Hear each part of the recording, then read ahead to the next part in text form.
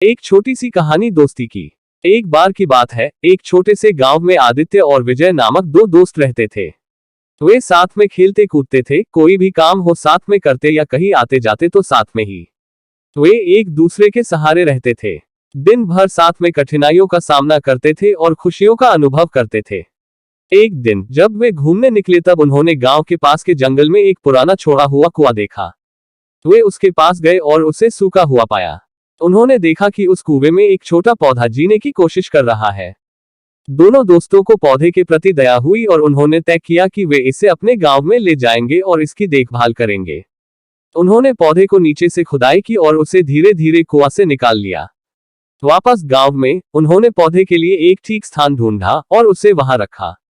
उन्होंने उसे आशा नाम दिया क्योंकि उन्होंने सोचा कि वो आशा और सफलता का संकेत है। समय के साथ आदित्य और विजय अलग अलग दिशाओं में चले गए। वे अपने अपने काम में व्यस्त हो गए और उनकी दोस्ती में कमी आ गई। दूसरी तरफ आशा, जिसकी वे दोनों मिलकर देखभाल करते, वो भी अकेली हो गई और कमजोर हो गई। एक दिन जब विजय गांव के पास से गुजर रहा था, उसने देखा कि आशा बहुत कमजोर हो गई है। उसकी पत्तियां सूख रही थीं और उसका रंग बिरंगा चमक खत्म हो गया था। विजय को दुख हुआ और वह जल्दी से आदित्य को ढूंढने निकल पड़ा। उन्होंने बातचीत की और मिलकर समस्या को हल करने का निर्णय लिया। उन्होंने पौधे को पानी दिया, उसे संरक्षित स्थान में रखा और उसकी सुरक्षा के लिए सारे उपाय किए। उसे बचाने का भरपूर प्रयास किया। उन्होंने काफी वक्त बाद मिलकर बातचीत की और अपने खुशियों और दुखों को साझा किया। उनके प्रयास से आशा को फिर से जीने की शक्ति मिली। उसकी पत्तियां फिर से उज्ज्वल हुई और वह फिर से विकसित होने लगी। वह एक सुंदर वृक्ष बन गई और उसकी छाया और फूल लोगों को सुख और आनंद देते थे। इस वृक्ष ने समुदाय की एकजुटता और दोस्ती की महत्वपूर्णता को याद दिलाया। आदित्य और विजय ने उस दिन एक महत्वपूर्ण सबक सीखा। उन्होंने जान लिया कि सच्ची दोस्ती विश्वास और सहयोग की जड़ों से जुड़ी होती है। उन्होंने वचन दिया कि वे एक दूसरे का साथ कभी नहीं छोड़ेंगे और उनकी दोस्ती को हमेशा महत्व देंगे।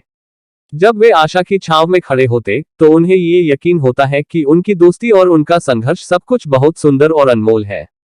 दोस्तों, मैं जानता हूं इस छोटी सी दोस्ती की कहानी को पढ़कर आपको अपना वह दोस्त याद आया होगा जिससे आप काफी समय से नहीं मिले, किसी वजह से उसके टच में नहीं रह पा रहे हैं। तो चलो उससे मिलने की आज ही कोशिश शुरू करो। इस कहानी को उसके साथ शेयर करो ताकि उसके मन में भी यही ख्याल आए और आपकी दोस्ती को एक नया रूप, एक नई ताकत मिल जाए। आपको ये कहानी कैसी लगी नीचे कमेंट करके हमें जरूर बताइएगा। अगर आपको ये कहानी पसंद आई हो तो अपने दोस्तों के साथ जरूर शेयर करें और ऐसी ही प्यारी कहानियां सुनने के लिए हमारे YouTube चैनल से जुड़े।